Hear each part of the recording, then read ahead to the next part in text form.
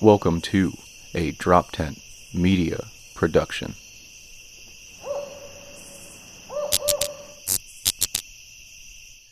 What's up? Today on Seriously Dad, one of the dads brought their dad. That's right. My old man, Albert Davis III, is in studio. We talk about life. We talk about divorce. We talk about integrating schools. We talk about religion. We hit it all. Check it out. Seriously Dad. Seriously, Dad? Seriously, Dad? Two father comedians out of Philadelphia. Seriously, Dad? Dad? Seriously? Dad? Seriously? Seriously? Here we are, Seriously Dad, episode 37, and we have a very special guest that I'm going to let Albert introduce. We have a today. first here in the studio. Uh-oh. Seriously Dad. This is my Seriously Dad. This is my old man. Seriously, I am his dad. actually the He's seriously my dad. I am the actual dad. There you go. This is Al. Do you like Al or Albert? You know, you're starting right off in Have you guys just met? a difficult area. Because I hate Al. If people call me Al, I fucking hate I it. don't like either of them. I don't like Yeah, either. I don't hate either. the whole name. Let's reconstruct.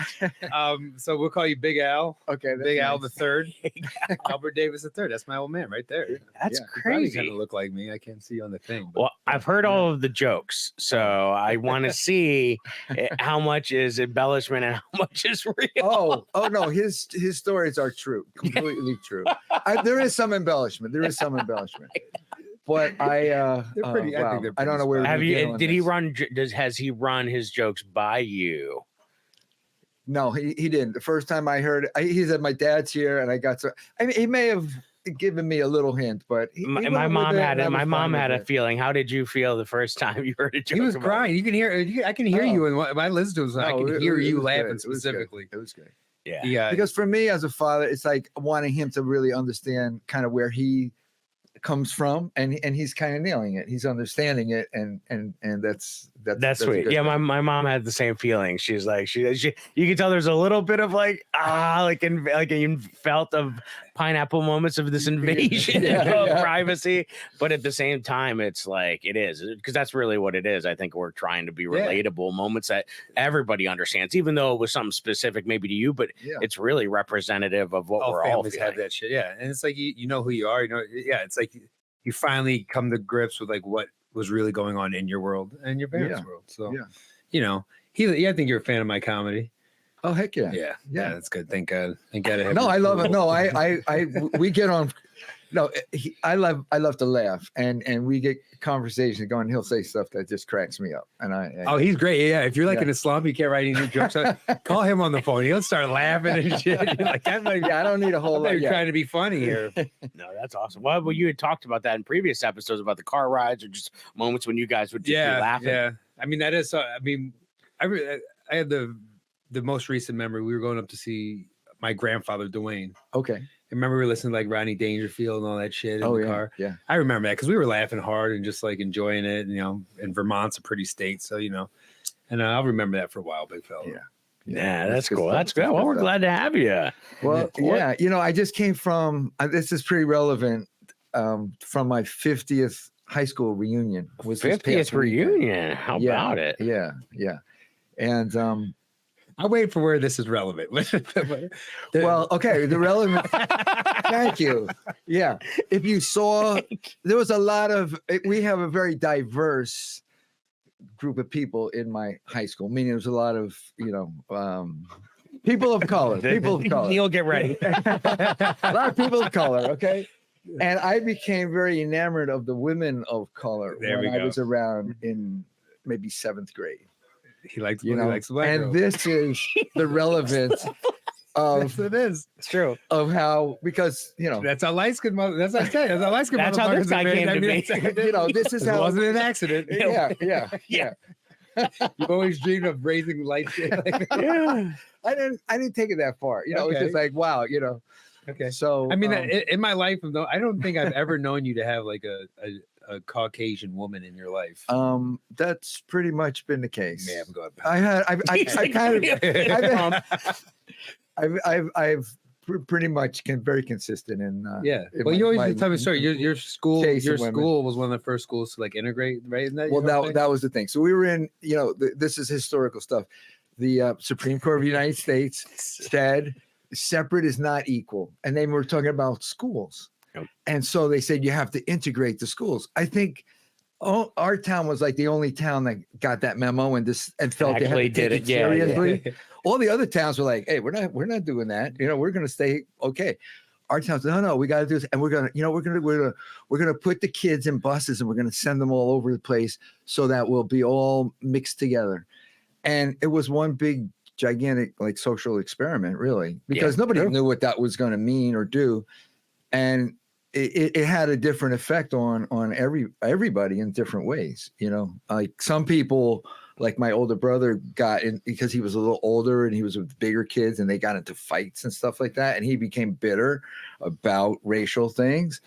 Me, it was the opposite way. I was like, oh wow, hey, what's up? I don't know. It's like the real scene of Remember the Titans, because I remember that was like an integral part of the movie, was them integrating and sort of the characters each interpreting how they were going to, and then if it took some of them longer to come around, some never came around, and I thought that did it justice to how could you put in a tiny capsule, because we're Neil and I were talking before the show, like people are consuming media in such small bits that you got to pack a punch so quickly to make. So how do we take what is really a long and historical story and make an impact in today's world? And and whoever produced that scene and Remember the Titans found a way to kind of capture what you're saying and put it into action so kids today and people today can kind of really understand. Because I think that's the thing. I mean, the term now is critical race theory being thrown around. Have you heard this term? Like the concept of whether we're teaching stuff and teaching the past and what it really was, and it's a hot button issue. I've never known that's what critical race theory is. So it's really past accurately. That's not necessarily true, and I don't want to get into the weeds in it. But the theme of it is really, are we talking about race? Are we talking about the history, and according to whom? And it gets very in the weeds. But I think the approach of what I'm hearing here is I want to hear about what it was really like from someone who was really experiencing it at the time. And I think what's getting convoluted now is people want to be offended, so they're just waiting for someone to say the wrong thing or something that they can twist or turn out of context, bend out of shape over. Because at the end of the day, I'm teaching Spanish and Latin in my classes. I'm not talking, but we talk about slavery in Roman times, but slavery in Roman times wasn't based on a race necessarily. I mean, you could argue that after the Greeks, they were enslaving Greeks and things of that nature. But, it's a different version, and it's hard to tiptoe sometimes. I feel like as a teacher, because of all of that stuff, I have to tiptoe around stuff instead of being able to speak openly about my own understanding. I didn't know. So the difference before I don't want to get away from it, but like, so teaching about chattel slavery in the U.S. is like weird to talk about. I don't know. It might be my own personal hiccups. It might be my own personal like. I was asking. Yeah, no, I think it's just my own personal like. Nobody's telling me one way to do or not to do, and that's the problem, because you get someone who's only half listening to you in class, and they take that. It's like the food chain. Like you don't get the same nutrients down the line. So if they're like whisper down the lane and they're like only paying attention to half of it, I get very concerned that people are only hearing things out of context. Right. And then I don't, it's, to me, it's not worth it to lose my job. I'd rather just not. But now you're saying, well, now I'm not going to teach them the full lesson of stuff because I'm afraid. But hey, if it comes down to feeding my own kids versus empowering a nation, unfortunately, I'm going to choose feeding my kids. And that's kind of a, self-preservation is a factor for everyone. Because you're a school teacher, I'm gonna mention like some of the impacts when we went to these other schools. First of all, the first school I was in was kind of in more lily white neighborhood. We have a few middle-class Black kids sprinkled in, and it was very pleasant and nice. When we went to 5th grade, what happened was they had middle-class Black kids, middle-class white kids, and poor Black kids all got mixed in together, and nobody told us anything. Now, I only learned this 35 years later at a previous reunion when I was talking to some of the my other friends, the black kids that we were there, and they said, "Oh no, we were getting into fights with the kids from the West End. Also, we didn't like them either. We had lawns and lawn mowers and cars in our yards. We weren't the poor kids. They were, and they came and they were fighting. They were the poor kids. The way they interpret all this, it was like turf battle, and they were getting to fights. And my fifth and sixth grade, it felt to me like every single day there was a fight broke out in class, and it seemed like every male, with myself being the only exception, had a fight with every other male in the class throughout the course of the year. Like it almost had to happen. Well, So why if did you do the say- math on that, and you got like 15 boys, and each one has to pair up, that's a lot of fights. Well, when they There's started, a lot of when before that, your school was pretty much all white kids. Mostly. Okay. Yeah. And then black kids started showing up, and then it was just actually right off the word go, it was just like beef. No, Like we're fighting. first of all, they took us to a different school. I got on a school bus. I Okay. was bused across town. Then the bus ride was fun, by the way. So we went to another school, and and there was just beefs. It was chaotic. And then the teachers, there was a rollover of teachers. The good teachers, the older teachers, they left for greener pastures. They didn't want to be part of this. And then they brought in the inexperienced teachers who didn't know how to control classrooms. Mhm. You had some good teachers that stayed. Mrs. Archer was one, that I remember very well. But we also had these inexperienced teachers. And I realized, because I was a good student, that they were not teaching as well as the experienced teachers, and they couldn't control the classroom. So I was like, we're not getting the same. One thing is true, like from my perspective, the quality of the academic part dropped. Yeah, It it's hard. did drop. I mean, even within the Who's the city of teacher? That's the guy. Philadelphia, they've done great work to try to get some of the best teachers in. And so what they often do is they'll do like, loan forgiveness if you spend so many years in the inner cities so working. they So they're should trying to get people in there and give incentive for the ones who are trained properly to come in and use those. Because if you can't control a classroom, there's no academics happening. You know what I mean? That's Yeah. the thing I noticed. I personally went to like 6 different school districts, and I remember going to a public school my junior year and just saying, wow, like after having been in Catholic school for so many Oh yeah, years, you're like, I'm like, wow, they let them hang from the chandeliers like this. Yeah, Like it just like there was nothing happening in the class because the teacher had just thrown up the white flag and was like, you know what, I'm going to sit here and read the paper. But by the time you went from 5th grade to like your senior year, it had to be drastically different because there's a number of years gone by. Yeah. Thank you. For And that then by the question. time you were senior, shit was cool. Well, there was a total demographic shift.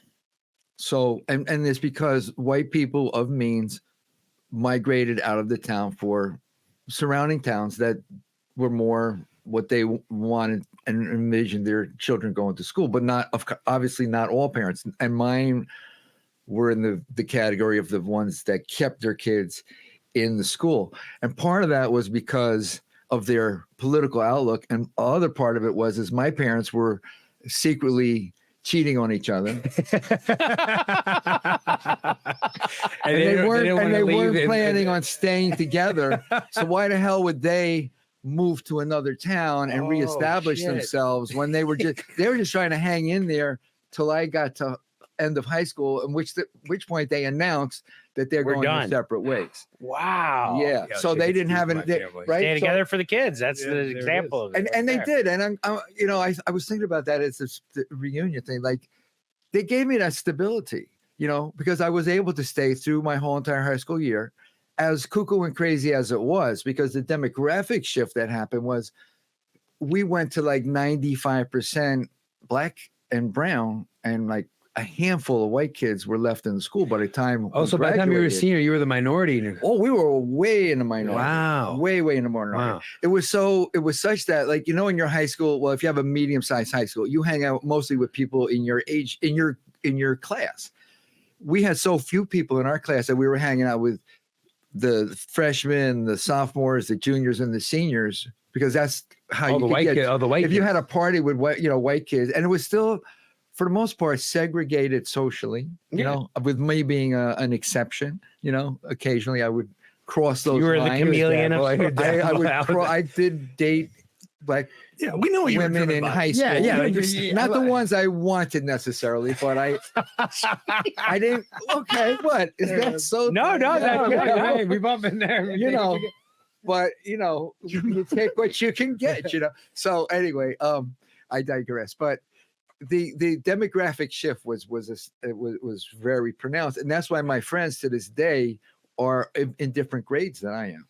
Oh, that's Chris, why some of them are older. Oh, and other they're in 2 years ahead of me, 1 year ahead of me, and 2 years behind me. Now, when you were whatever you call it, dabbling or crossing, when you were going and you hanging out with the black girls and stuff, were your like white buddies doing the same thing, or they're like, no, It was still. And did they think you were like you didn't do it was a thing. You were like had the to guy have from the such a- Bronx Tale. yeah. What's it your desire had to supersede the social pressure against it, which in my case, your horniness had to be up here. You had to have high. Your horniness had to be way up and there. your social awareness had to be down here, and then you could cross. And did they ever give you shit? Were they ever like, "What's up with you, Al? What's going on?" No, they didn't do that. It was kind of like it was okay. They kind of said like Al's a little different, and that's okay. That's what we say about Albert. No, I think that's it's good to hear that. It's interesting to hear that because I think when we think about it, and people who don't have experience with being around people of different races or different whatever, I think there's this feeling like there's going to be something said, because I think but in reality, I think sometimes things just happen, or things are just, people are like, I got my own life. I'm not going to be worried about what Al's doing over here, who he's going out with. That's his choice. So I think sometimes people get caught up in what they people think are going to say about them, but in reality, we're all living our own lives. Like, we're all doing. Is that called spotlight syndrome? Is that what that's called? Where you think everyone's paying attention to what you're doing? It's like narcissism. No, yeah, but I think you're right. But really, it's like I don't give a fuck. I got all this stuff I got to worry about. My parents are cheating on each other too, so I've got this whole world. I don't care what Al's doing. But I think, I think that. I mean, heck, I was trying to pull out. This is like a silly thing, but I was trying to pull out of my house today, and there's a road that I have to get on to get here, and I'm sitting there, and it's like nobody would let me out. I'm like, well, nobody pay attention to the fact that I've been sitting here, and I'm like, they're driving by, they have no idea. They have no idea how long I've been sitting here. They don't care. They got a whole. They're all doing their own thing, and that's really, I think, because that's what we're talking about. We're talking about, but we get so hyper focused on whether there was tension or what we've all heard or perceived. We thought about it because we're not really taught about what was happening. We're getting sound bites in movies. We're getting little clips of. We're not really learning about. Everybody should have to sit down and talk with someone like this. Or even if you read a book, right? It depends on who wrote the book. Is what information you get, right? If you get from this, you're getting this Arthur's perspective, this author's perspective. So you're not really getting like a full these are just straight facts of what happened. But I know for you like really engulfed yourself in black culture, because I remember coming up, you telling me all about Muhammad Ali being your favorite actor. I'm pretty sure James Brown is like your favorite musician. Yeah. So you were really like in the culture. You like really, you take Al out, he's dancing. He's a dancer. He's like, and I think you picked that up from hanging out. I remember having a discussion with my mother where I would say, and it was very hard to articulate it, but I was basically saying what you're saying. It felt like the black kids had a much richer culture than even like the way they spoke or the way they dressed or the way they just the dance, the music and everything than white people. And I felt like, and we emulated. In fact, one of the things that my white friends and I did was emulate our version of how the black kids would That's probably coming up on a pineapple moment. That's probably We did. One year. This is fine. You didn't do this 2014. No, we did it and it wasn't. It was affectionate and out of appreciation and it was an appreciation of what we were. Stay tuned. We'll be right back. No, but sorry, Jacob. I was going to say, I think you're right. Like there, but it was out of respect, or at least the fact that you were, you were paying tribute or homage to it. It wasn't in the same way a kid's going to waggle his bat like Bryce Harper, or whoever, before he takes the plate. Like it's that same thing. And I think, to a certain degree, a lot of people do. I mean, I think we're not allowed. I feel like sometimes white kids feel like they can't do that or that or Well, I know a lot of white people who think they can. I've met a lot in my lifetime. I think it just comes like who'd you grow up with and what were you doing? If it's forced, right? So if you pick up on cultural things that you're forcing to be a part of, that's one thing. But if it's really like who you are, how you came up, that's it's just the skill of what it is. I mean, Yeah. if you like the music and you like somebody sings, then that's it. Right. Hey, I grew up in the 90s and Emmitt Smith was huge and I loved him because he was a great running back. Couldn't tell. I mean, I knew he was black, but like when you have all of the stuff on him, it wasn't like I was looking at the color of his skin. I was looking at how well he made those cuts and how much time he scored. And it was just amazing. So it's like, I think once we can get to a place, and I don't know how long it's going to take or if we'll ever, but if we get to a place where we're just seeing the person for the thing that we're liking, whether it is the way.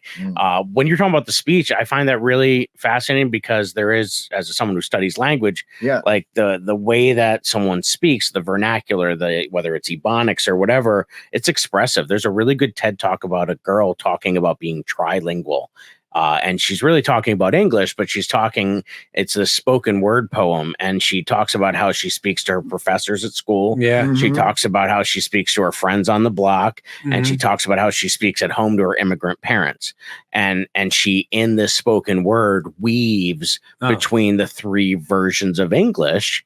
And it's so powerful because I think it's hitting on what you're saying is it's almost like a Dr. Seuss, or there's something poetic about it. There's something entrancing, like a good song. And that's the piece that makes it so appealing, I think, Yeah. So now that's a good stopping point because we're going to speed up. Right. Okay. We're going to advance here a little bit. So Fast forwarding. So then you start a family. Whoa, you did really fast. Oh yeah, forward. with my mother. Forward, really fast, man. Okay.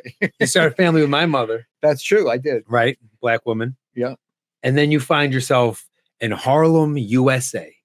Yes. Harlem, New York, the place of that's the hood of the hood, the deep of the, it doesn't get any more black culture than that in the USA, maybe. Right. So your original town is Plainfield, New Jersey, for those who are trying to get right. That was my warm-up and my practice zone. Yeah. That's how I got your open mic in Plainfield, New Jersey, and then your first set is in Harlem, right? You go to Harlem. Yeah. So what the fuck? Like, how did you get there? How did you feel about it? What was it like? Was it what you thought it was going to be? What it wasn't going to be? Were you intimidated? Did you question that move? Like, what happened? It was harder and more. It was a culture shock for me. And I'll tell you the big one, and this ties in with you and the whole Jewish journey. Okay, because when you and your sister were like 4 years old and 6 years old, or maybe 3 years old and 5 years old, mom turns to me or I turn to mom. We say, how are we going to, raise these kids? Like, meaning what culture are we going to raise them in? And I was like, well, I don't know. I guess we, send them to the public school down the road, right? She's like, no, you don't understand. Absolutely, they cannot go to the public school. They will get beaten up. They will get in all kind of trouble. I didn't really understand. And I think there are light-skinned kids that go into public schools, but she meant, no, our kids are not going to the public school in the middle of the inner city because it's not how their mom envisions them getting educated. And she looks at me and she says, why don't we raise them to be Jewish? And I'm like, as you could tell by my first part of my story, there's no Jewish part in that first part of my story. My mom is a non-practicing Jew. May she rest in peace. And her parents were Jewish in Brooklyn. And we used to go there on weekends once or twice a month. And it was like bagels and cream cheese. And that's what I know. That's what I know of Jewish culture at that point in my life. So, they're part of you, but I mean, I never thought of myself as a Jewish person. And so now my black wife in the middle of Harlem, when I have kids, are saying, oh, we'll raise them to be Jewish. And I was like, and then it just happened. You're like, I have to learn how to be Jewish? Yeah, I went with the flow. Yeah. And she is if she's going to do something, it's going to happen. It happens. So we had the Orthodox guys from Crown Heights come to our house with blow torches and other stuff. They do something called cashiering your kitchen. Like made it kosher, every made it utensil, kosher. every pot, every skillet had to be cleansed of the fact that we had not been keeping our dishes Kosher. separate of milk and meat. Yeah. Yeah. We went Wow. all the we went way, all the way. way, Yeah. all the way. That'd be like being like, hey, we should raise our kids Christian. We'll just like go to church on Christmas. No, we were like, we're gonna raise them Jewish and let's burn down this kitchen because it hasn't been Wait, kept Hell's kosher. Kitchen or Harlem? Where are we? Wait, no, yeah. no, it was like we're in Harlem. We're in Harlem, where there were like there were some other Jews in Harlem. There's like too, four and that of was weird. So so mom did research and she found 2 synagogues in Harlem. One was near Columbia University, almost all white people, and another one was within Harlem, Marcus Garvey Park, which had Black Jewish people, which was like, what? There's Black Jewish people, and we went to both of those, and that became a thing also because the white Jewish people would not accept the way the Black Jewish people were conducting their ceremonies and their practices, because the strict way, like on the Sabbath, you can't turn on a light, you can't listen to a radio, you can't drive a car because you're igniting a flame via electricity. So that you're just like, no, you can't do it. You just got to walk. You're heating your food up the night before and leaving it on a super low flame on your oven so that you don't have to turn on and turn off the oven. So I mean, it's like rules on rules on rules on rules. How much did you feel like you were learning through this period? Oh, I was learning a lot. Yeah. And the thing about it is, in the core of it, or is that you are forced by the custom to, like, from Friday night to Saturday night, all you can do is basically hang out with your kids and your family. Yeah. Because that's all that's left to do. I think Kanye West said that. Kanye West went on like his rants about you, and he said one of the things I envy is their ability to put their cell phones down, put their tablets down, and spend time with their family. And that is one thing I vividly remember. It was like, okay, family time. Like, okay, we're doing family shit. We weren't like, we were just hanging out with our family, which I think was a positive. I remember coming up in that whole thing. Was we were like just doing family shit. But when I take everything you just said, that's what I'm hearing. I'm hearing that there was a decision made to say, well, we need to be a family. So whether that means whatever, we need to figure out. And that was what I think your mother was getting at that point, was like, we just need to do something as a family. And it was funny, yesterday my wife and I went and looked at couches on a date night, and we just were like sitting in these like living rooms, like pretending we didn't have kids for a minute. And the guy sat down, the showman, and I was waiting for him to start pitching us, but he was talking about like, where are we from? And he was just chit-chatting, and we were talking about like the importance of like having, I was like, during the pandemic, we were spending so much time in our living rooms together. And he was talking about how important family was and how he loved Sundays, because Sundays he wasn't a football guy. He gave his undivided attention to his kids. Nice. I didn't realize when we left there, he knew us. It turns out his daughter, went to the high school I teach at, and she had passed away. That her death, she had like gotten in a bad accident when she was a junior in high school. Oh shit! And I'm getting like goosebumps just talking about it. But like her anniversary of her death was just 2 days ago. Oh shit! And so when we left there, and he gave me his card, I looked at the name, and I'm like, I think that's. And she looked. My wife looked it up, and she's like, yeah. And so I have been asking him about his kids, and he's talking about his daughter. And I knew, and I'm like, well, it's so powerful. And I'm like, for him to be able to say that, it was probably very cathartic, because it was 12 years ago that she passed. But I guarantee it's I'm sure he's grateful that he was passing those Sundays, because we said like we don't go to church necessarily since COVID. We hadn't gone back to the church we were going to, and he's like, well, it doesn't matter. He's like, as long as you're dedicating that time, getting that quality time, which I think is what your wife at the time was getting at, was saying like, you know what, it really doesn't matter. Let's just make sure we're setting a standard or tradition for our family. Yeah, that's Stability, a good point. Like what you're. That's a good point, because they pretty much just shook up the dice and threw them down the table and was like, and we're going Black Jews. You know what I mean? Like yeah, because you could have said Buddhism, and it sounds like you would have been like, okay, let's do it, right? So I probably would have gone along.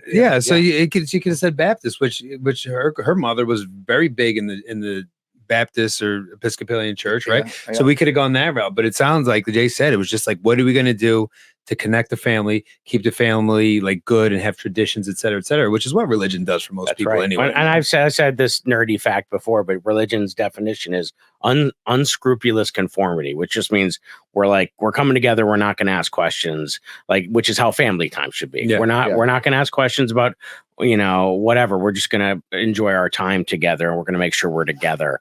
And I think when you think of it in that way, that's a very endearing thing, because that's what family should be. It doesn't matter what kind of trouble you get into, we're going to have your back. That's the part of that I think is cool. And there's a very strong sense of community. And what we wound up doing was going to the old Broadway synagogue, which was the sort of and that brought in Columbia University students.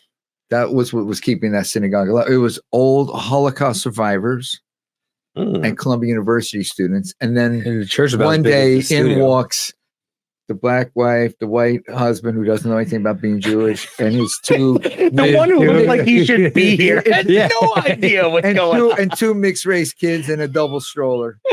But the beautiful part about this story is they were completely and totally welcoming. They accepted embracing in a way that my own family.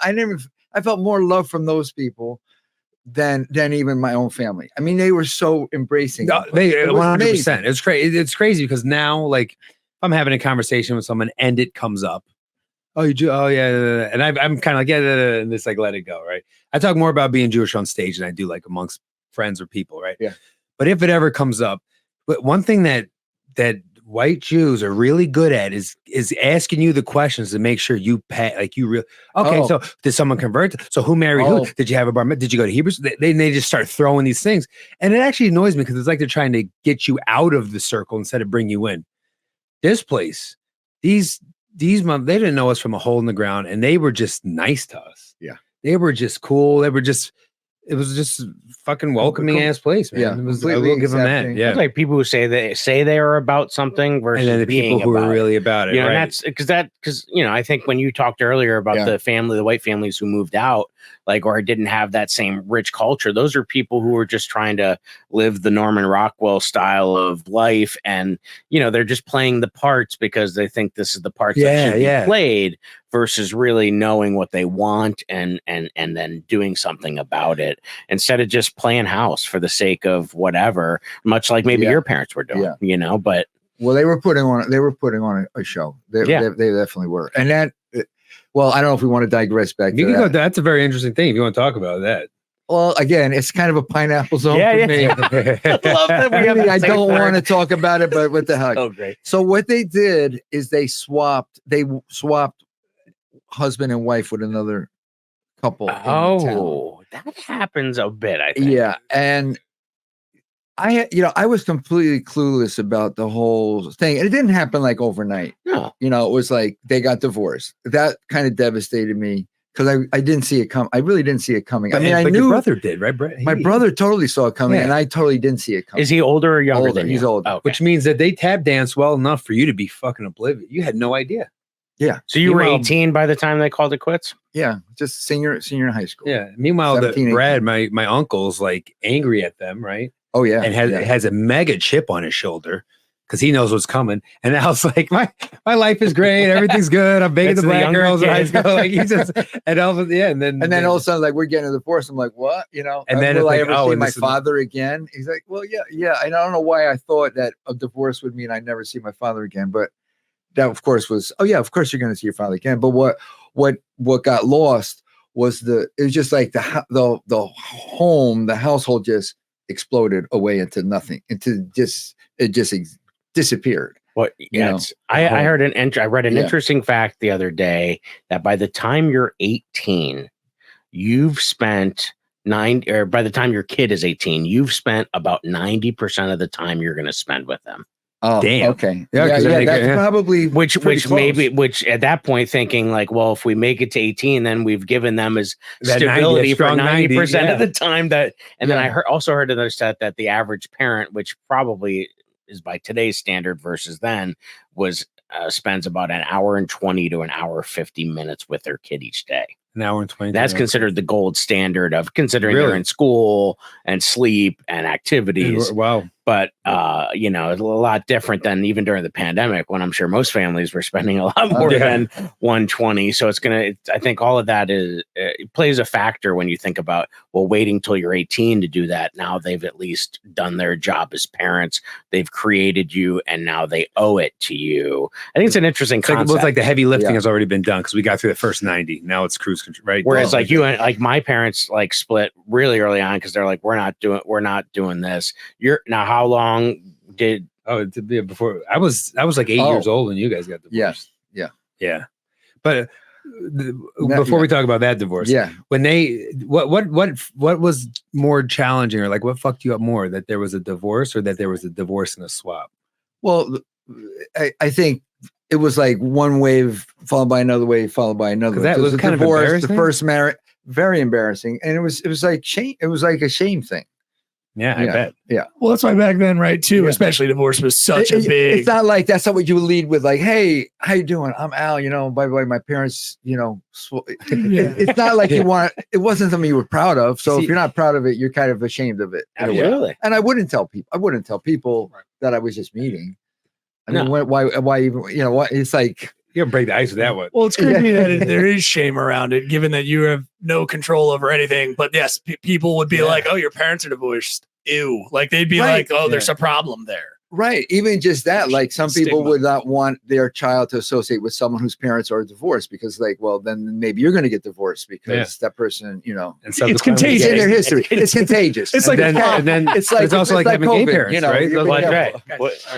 It's also like having gay parents, right? That was so my parents. I don't know how much you know about mine. So then you know, like, so my parents played house, and then they got divorced. So they already got divorced, and then they were like, oh, by the way, my mom, you know, I think decided much sooner than my dad, but then now they're both gay, but they had been in a heterosexual relationship. It's like, that was like mega, like I wouldn't want to tell anybody about it. Yeah, that's stuff. You just don't want to, you're like, it doesn't concern you. It doesn't affect our relationship. It didn't make my mom's pancakes taste any different. No. So, you know, why bring it up, you know?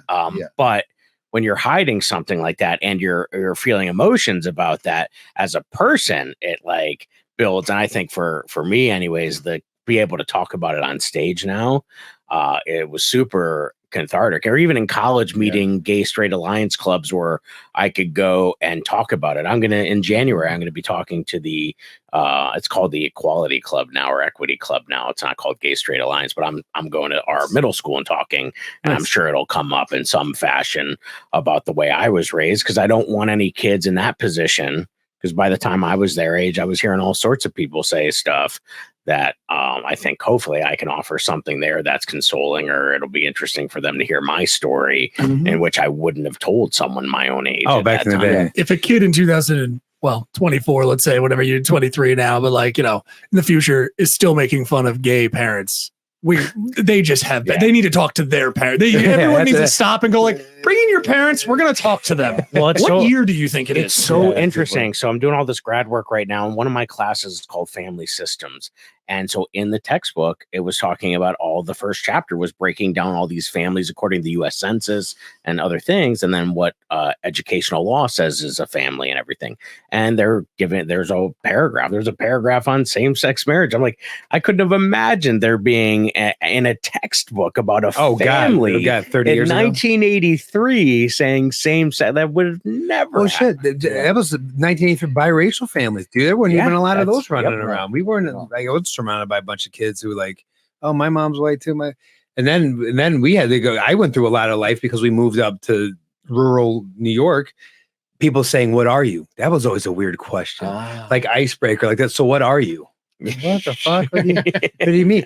I have a racial ambiguity about me, and a lot of times I could tell someone I was Puerto Rican. I could tell people I was a lot of different things, but they would be like, so what are you? Because when we moved up north, they weren't seeing mixed people. They weren't seeing like, and my hair is very, you know, one would say nappy. I have very curly, thick hair, and I love how he's using all these present tense words. Have you heard these present tense? And people would be like, who the fuck is, like, what are you? And that was like a question I got so much of, was, what are you? It's like fucking weird. That's crazy. Before we move, what's the thing with the uncle? This is interesting because it comes directly with parents.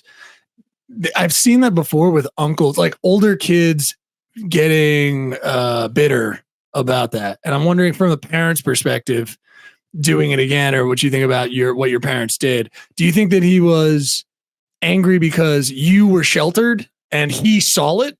Like, do you think if his parents were like your parents told what was going on, maybe he wasn't like, was there any kind of resolution about what he was actually mad about exactly? Or you just think just the separation? No, we talked about it. We had a, recently, right? yeah. Yeah. So a little background. I always have a little story, but my dad is still alive. He's in Vermont, and he could no longer take care of the house that he was living in. So we had to wrap that up, fix it a little, put it on the market. And in order to do that, my brother and I had to be the ones. So now it's like, here we are, 68 years old, 70-year-old, all this time in between, because he lived out west, very disconnected from the family in general, became very politically, a couple Reddit boards in his life. We're kind of on the different opposite ends of a political spectrum. And now we come together, it could be like a good murder mystery or anything, and we almost did come to blows. Actually, we came really close. But he also said why his beef really with my mom, and he never forgave her. Like, he never forgave her. And those details, that is a pineapple. Yeah. Well, I think what happens is you become a teapot without a spout, without a vent. Yeah. And then sometimes that gets like displaced. It goes elsewhere where it's not really guided towards, but you do it to the people you feel closest to. And I got to imagine as your older brother, he was always very protective of you, in some sense. Maybe you didn't demonstrate it. Probably. But in ways that I didn't see. Exactly. Yeah. It's just ways that didn't work well for me. Right. In certain But ways. they also both kind of picked the parent. You picked mom and he picked dad. Yeah. You picked the parent. Yeah. So he kind of felt like he felt sympathy for dad. Yeah. And you felt like, hey, mom didn't really do anything all that wrong. Yeah. And they each had their own narrative about what the other one was. My mom felt my dad was distant and unaffectionate, and my dad felt it. You mean a man from the 50s? Every man I heard from the 50s. Yeah. That's true. Basically true. But again, I guess my question, for parents is just like, and this is said to me from parents, like, kids are smart, man. They know. They know before anyone knows. And for parents, you have to ask yourself, like, is it good if we're raising children with two different experiences, whatever your problem is? Like, that is a problem, it feels like. Yeah. Because then they start acting differently. Yeah, they don't. Yeah, it's. I don't know. I think that's what it comes down to. So, like, from what I'm hearing, your parents found a way to, like, stay together, or at least give you the stability for 18 years. But for some people, that's not healthy. Like, for my parents, that wasn't healthy. So for them, by the time I was 2, that decision had been made for them because they weren't in a position to be able to stay together and swallow that. The new normal is to bail. I think the new normal is where you go that way, I go that way, and we're going to have to do this differently. Yeah. So do you think about that for Big Al? I wonder, like, the modern perspective, which I think it's like the perspective you were coming from, and what, even Jay's generation stuff his parents dealt with was like, stay for the kids. Do you guys think now, like, do you think that still holds up, or do we think that, like, you got to do what's best Neil, for you, because what'll be what's best is for the kids, right? I'll answer that one first up. Right. I had the opportunity to, like, bite the bullet and create a family for my daughter, right? And I declined. I'm not doing that. Right. I'm not going to be living like a hell-ish life. Yeah. I'm not going to do that, because I don't think it's good to put someone in that situation. Because, like you said, kids are smart. You think you're tap dancing around and everything's good. Everything, they can see it. They can see clear as day. They're like, they don't even like each other. Those two, they're toxic assholes. And I don't like when they're both around me at the same time, because they're so toxic. Well, my beef is that these kids were brought into the world by doing something you didn't have to do. So it's like, so I think if we're talking about anything, let's go back to the fact that, people should, there's plenty of other things you guys could be doing to get pleasure and to enjoy each other's company. And if you're going to do something that has the consequence of providing a child, then part of me says you might need to buck it up and figure out what's best for that child. And if you're going to do something in that 30 seconds, that's going to commit you for a lifetime. You need to think. I think we need to talk more about that. I think that needs Jay to thinks I more. only last 30 seconds. I see where this is going. Well, yeah, that's right. You're an immature. What a dig, you know? You're no, but I was speaking from my own personal experience. No, you are right. I think you're right. And when I meet like young people, young comics, and I'm talking to someone, and you're talking to like a kid or something, he's talking about partying and this girl and that girl. I always say, don't fuck around and have a kid, because you're gonna put yourself in a situation where you feel that way, Yep. and then you feel this way, and then you have to make a decision that has real life like fucking ramifications. So I say all the time, like, have fun, don't fuck around and have a kid. And they always laugh, you know, 24, 20, yeah, I'm like, you think that, but it doesn't take much. Like the biology is there. Like you're gonna have a fucking baby at some point. Yeah. And don't put yourself in that Yeah, situation. but- But you know, they'll figure it out on their own. Yeah, Or they exactly. won't, you know. Yeah, that's the thing, you know. But that's part of it. Then you do that, and now you got to make a decision on how you're gonna raise that kid. Yeah. right? But it's an interesting idea. Sorry, I think I caught on. So you're going to move, divorce at 8 Oh, yeah. from that, and then you're going to move again, right? You're going to go upstate New York. I went up. Yeah. I was upstate. Right. He was still in Harlem. We were long distancing. That was. I was fucking- long distancing, and that the was worst. yeah, That was but- horrible. That was a tough one. That was tough because we would get out of school. Sometimes we would get out of school at Friday, 3:00, be in a car at 4:30, driving from upstate New York, northeastern Pennsylvania, to Harlem for a weekend. So you show up there at 9:30 at night. You get like a day and a quarter, and then you come back. Oh, that was fucking Right. Yeah, That was and vice versa.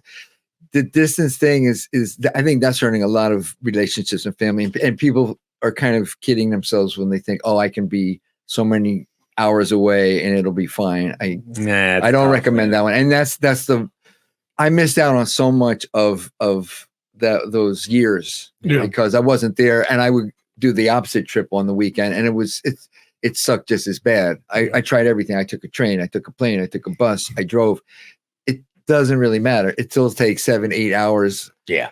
And then you get and you get no credit from your kids for that riding Yeah. time. No, Well, no. Yeah. I don't have a relationship with my dad for that same reason. Like there was a period of time there where they tried to do every other weekend deal. He instead of being in Scranton where they both had me when I was born, then all of a sudden he's living in, Susquehanna, which is like 2 hours north. It's like everything's like, and then all of a sudden it was all over the country. And by that point it was And then, just, then you always get one weekend. no No, it's just 1 week. We're gonna miss this weekend. Everything will be fine next weekend, right? Yeah. And then it's like, oh, we missed 2 weekends.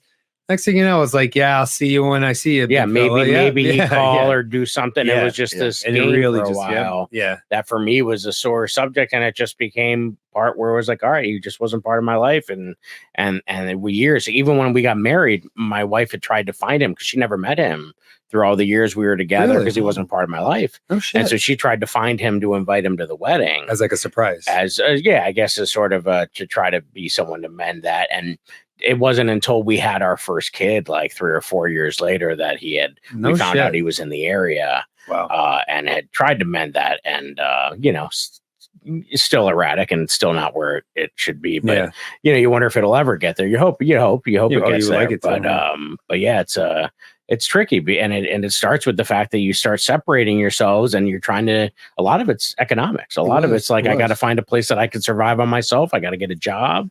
Yeah. It was totally, I mean, economics was a huge part of it because mom trying to do a medical practice in Harlem that just was not working at all. There wasn't like the economics to support it. And, then we said, oh, you could go to, where's this place? Oh, you go to Pennsylvania and they'll pay you all this money and you can go fishing, hunting and golfing and live that idyllic life. It's like, we went around. We went to a place in Texas. It was hot as hell. Which I don't even think about that from my mom's standpoint. It's like she was a New Yorker her entire life. Right. Oh yeah. She's a New Yorker born and bred, so she's getting on public transportation and there's bodegas and food. I mean, this was New York City. Getting divorced, 2 kids, and then moving to the polar opposite of New York City. I mean, we were in rural Pennsylvania. Yeah, like it was so rural that people would show up to school with a dead deer in their truck that they shot that morning. Right. Yeah. Like people don't understand it. Like dead blood, deer, gun in the gun rack, F-150 in the school parking lot, and then they would go home with their dead deer. Yeah. Yeah, that's how. So that's quite that was. rural. Yeah, and so someone who grew up in like That's called truck marinade. When the rust It's really gets in with the meat. tenderizing the Yeah. deer a little bit. okay. Really gets in there. Yeah, but she's gone from I think she's from the Bronx, Brooklyn. yeah, and Bronx and then, Harlem. and then Harlem, and then now she's like in this place where there's nothing going on, and she got the 2 kids who are, I guess, emotional. I was pretty emotionally fucked up. I don't think Gabrielle was. My sister was that bad. I was pretty fucked up. It was tough for me. And then you're there, she's there, and it's like, here's our happy family. It was like, not fucking happy. It's true. I mean, that's the reality of it. And when we don't talk, when you don't talk about it, or and it's so hard to talk about because there's shame and there's all those things you said. Yeah. Why do I want to bring that up?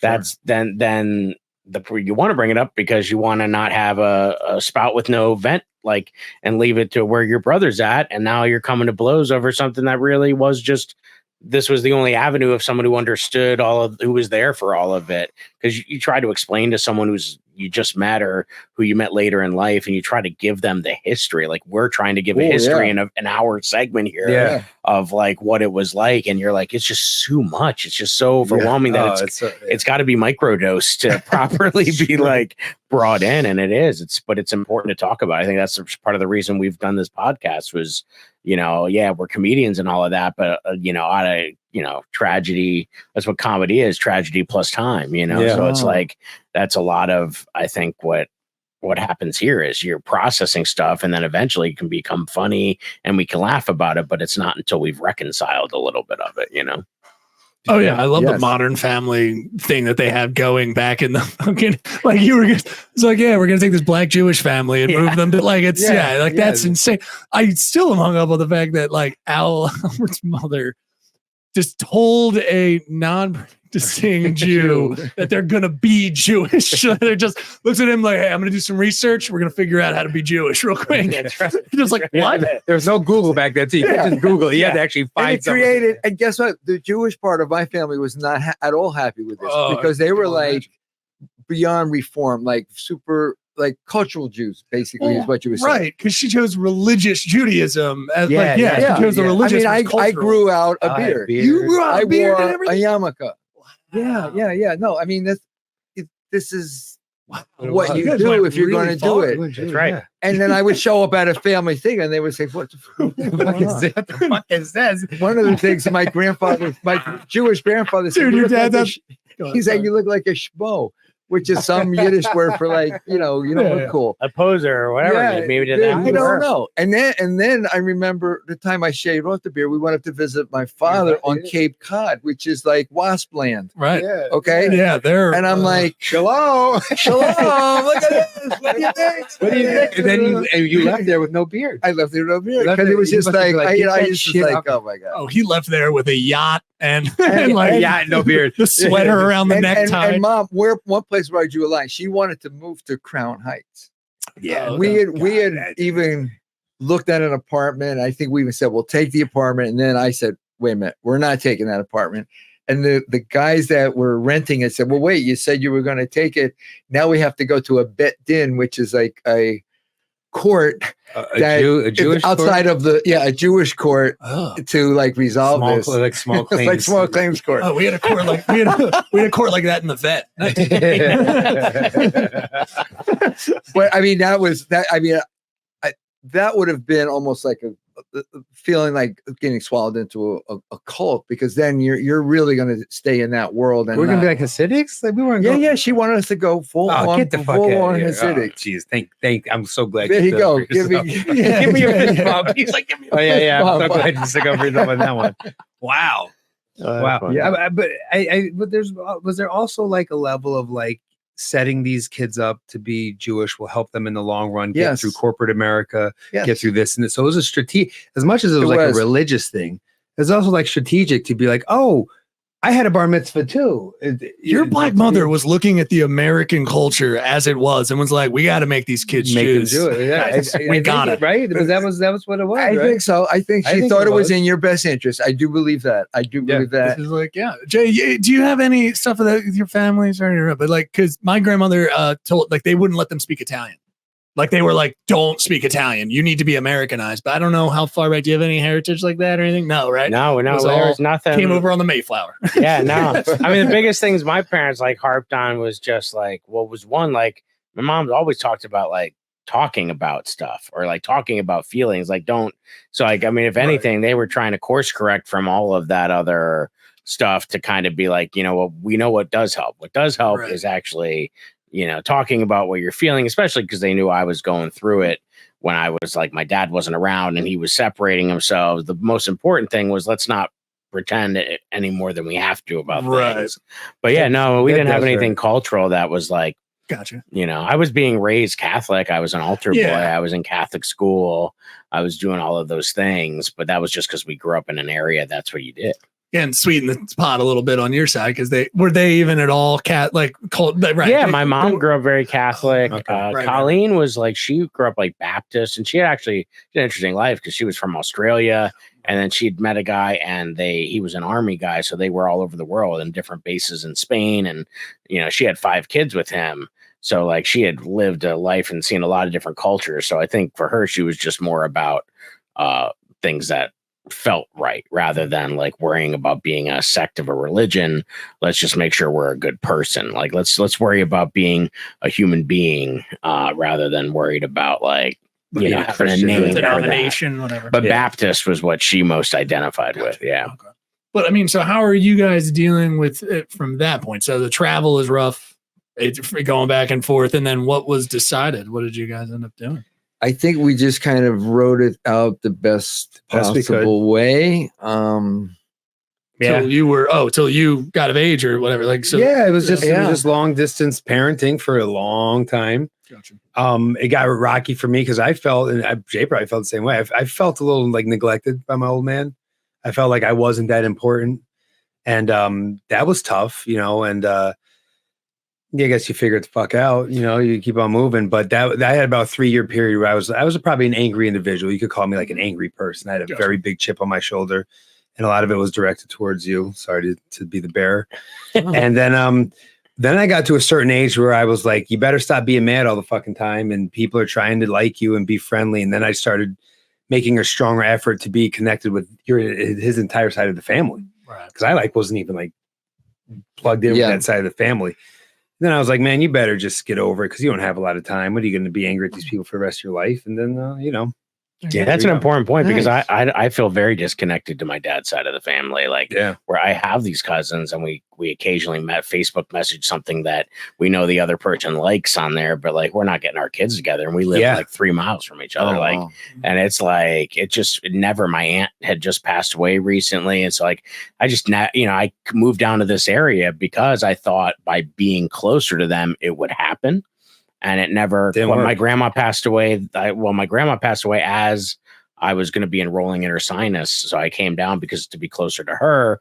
And I think she was thinking she would be the glue because that's where I knew them from, was going to grandma's house. And when those people in your life go away, you realize it's really hard to keep a family together if they're not used to being together. If you're not making that concerted effort on Sundays to spend family time, and whoever it is, that's why the pandemic happened.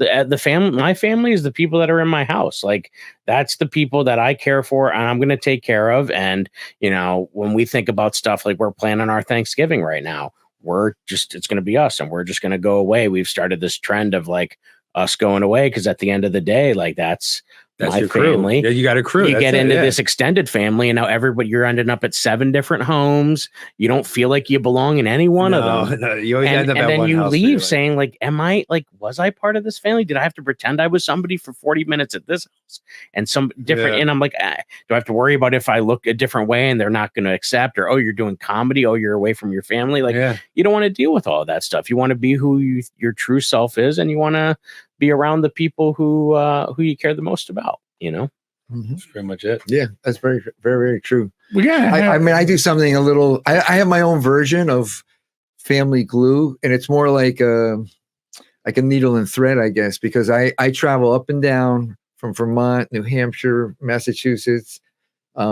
Philadelphia, Baltimore. Even got into DC and also goes to Miami because that's where the people in my family are, and we really don't get together as one big group anywhere. And so my version is I just go kind of make the rounds because I'm retired and I have a car and I can do that. That's really good. I like that though. That is that right. Yeah. That is a It really kinda nice works thing for about me. you. Yeah. You put in that effort because there's a lot of people who are like, I'm not doing it. I'm old. You should be coming to me. He gets in the car and he's like, okay, I'm going to go see your sister now. And then he just drives to Baltimore and then he'll come back up here and then he'll go to Vermont and just. I kind of share stories a little bit about what people are doing. I kind of bring a little bit of news. I don't know. That's kind of cool. It kind of works. I like for me. that. Yeah. We had a close family friend who was not really part of our family, but I called him Uncle Smitty. And that's sort of what he did. He was like the one who he would always go around and be on, whoever's house that week. And it was just I remember lighting up when I knew he was coming. Yeah. And, like they were visiting, and he would always bring an extra suitcase with like movies, like sometimes movies I wasn't allowed to watch, but some were just like fun Ghostbusters. Yeah. And he would have card tricks and we'd play games and everything was a little bit different because there was an extra person in the house. So that can be a lot of fun too when there's, someone coming around at a regular interval, but not necessarily like. Yeah, and that's what we do. We play Scrabble, we play cards, we eat edibles. Like we do have a good time. When he's around, we do. I love the edibles and the other ones too. When he's around, we have a good time. We don't just sit around looking at each other. Like we enjoy each other's company. We have a good time. Start strong, end strong. Yeah, I like it. Yeah, so there you go. That's what good. You got, man? You get the last word. Oh, we're coming down. I think we're about there, aren't we? Yeah, we're at. Yeah, we're about there. We're about there. Oh, I was going to ask about the Thanksgiving. Oh thing, no! 'cause I Oh, thought that was Thanksgiving. Well, the Thanksgiving thing is intriguing because I think we touched on it, but I want to make sure we kind of solidify the keeping a connection with a family because we kind of talked about that that personal connection that we try to keep. You guys try to keep, and very sometimes it breaks apart. But even with the traveling that Jay's doing, you're doing stuff like that. You guys have families. You got to hear that, and this is just out there. But like now we have things like FaceTime, so it's. Do you guys think that you can solidify the connection, right? That's what you want to do. You want to solidify, make that time for each other. And then with technology now that you didn't have, Big Al, but you can, FaceTime. You're doing all that stuff if you are away and you're saying, hey, what's going on with you? You know what I mean? You have that ability now. Like, do you think that's a huge thing? You're going to make sure that's rolled into it. But of course, always keep that core time. Keeping the connection, it has to be important, right? Yeah. Yeah, you got to. Well, FaceTime's cool, but you're still, you're still right. missing that energy of like, you know what I mean? Course. So, and I do a lot of FaceTiming because I'm non-custodial, right? So, and it's cool to see someone's face and hear the laugh, but it's not the same as being there with them and like feeling their vibes and their energy. So, but you do what you got to do. Right. Yeah. That's how my wife contacts me when I'm on the road with the girls, like to say goodnight or wherever. Okay. It's always FaceTime. So when I see a FaceTime video pop up, I know it's because my girls are involved and it's like they want to say hi. So like the part of that is kind of cool that exists, and it's not just like handing them the phone and it's them on their ear. It's like I can see them. They can, show me the ceiling, even though they think they're showing me whatever they think they're showing me. Phone's always pointed out. They're stuck at it. And we do that, we had done that with my dad for a while for the girls. We sort of stopped doing that, but for a while he's in Spain. So we were trying to like keep a connection with that. It happened for a while and then I kind of fell off, but I think sometimes it's good. It serves a better purpose, but having intentional time, whether it's once a year or whether it's, I think is important. I think as long as you're using all of the possible things at your disposal, I think is the best. I would say finally wrap it, and not to be too, swarmy, but I am a dad. I'm very proud of that. Albert goes and puts in that time with his daughter and he's very, very diligent about that. I know how important it is, and you can see it in her. And then from a strategy point of view, it's a little hard for me to see Albert's daughter because it's like, well, I got to pass through the mom. The mom is putting up all these things. And then what I've finally figured out is like there's another family member who I can go directly to, and I can just show up at their place and I see them. I don't have to make it into a big deal, and I can do it. And it seems to work. So I think people have to just find ways around to get those connections and keep them. I think, and I wonder, Al, I'm sure for you too, it's very important for you to have that relationship with your daughter because you know what it was feeling like. There's probably a piece of that for you. That's like, I'm going to make sure that I do the things that maybe I thought were lacking. I'm very seldom late. I don't say I'm going to do things that I don't do. Like those are big for me. Like not being on time, feeling like you weren't important enough to be on time for saying something and then finding a reason to not do it. I really, really, really, really don't want to be that person. Yeah. I want her to, and she knows I'm going to be there. I should say they, because Skylar's is my daughter also. They know that I'm going to be there. They know. And if maybe once or twice I can think of, I was a little late. I get that FaceTime. Are you on your way? Yeah. Why are you not here? Yeah. And I go, oh, well, it's summertime and it's not 2:00. It's actually 1:00, but you guys don't realize because you're not at school, but I'm on my way. Yeah. It's So- important to do that because I think it feeds in. I know for mine, like, my dad would often send friends throughout the years to contact me to tell me how much I meant to him. And I can't tell you how much that it me pissed you the off. fuck Oh off, my right? God.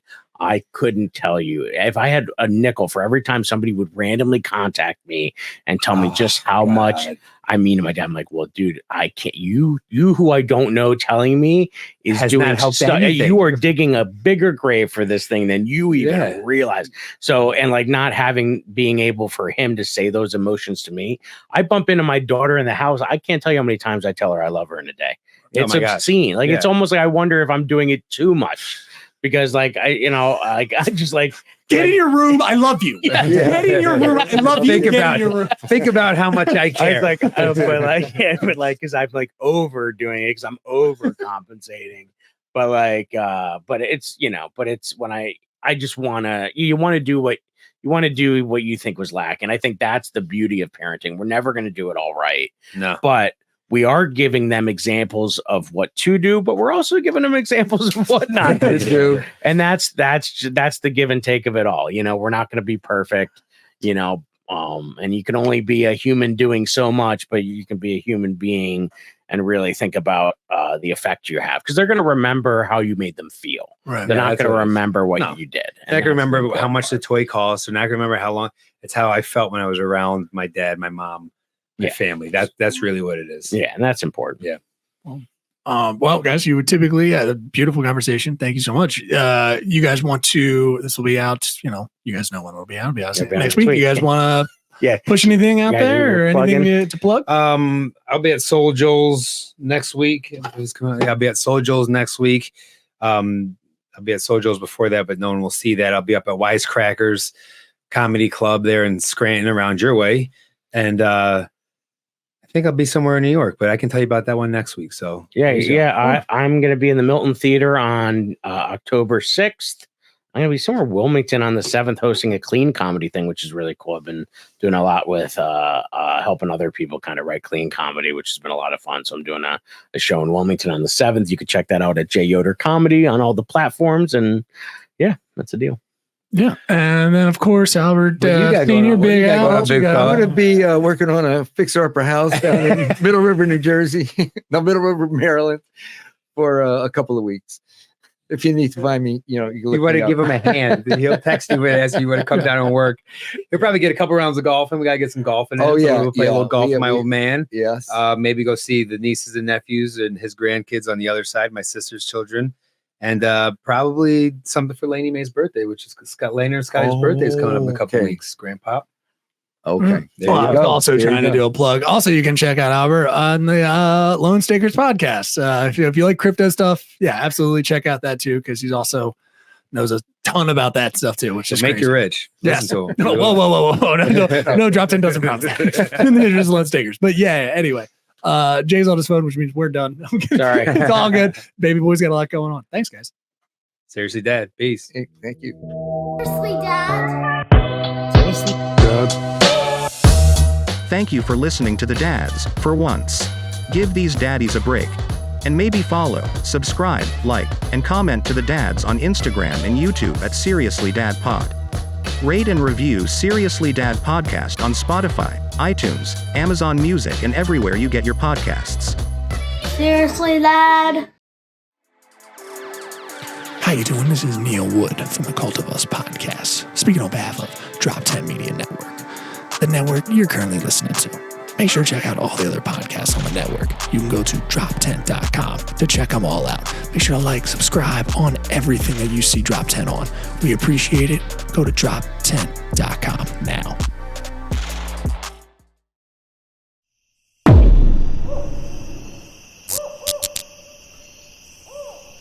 This has been a Drop 10 Media Production.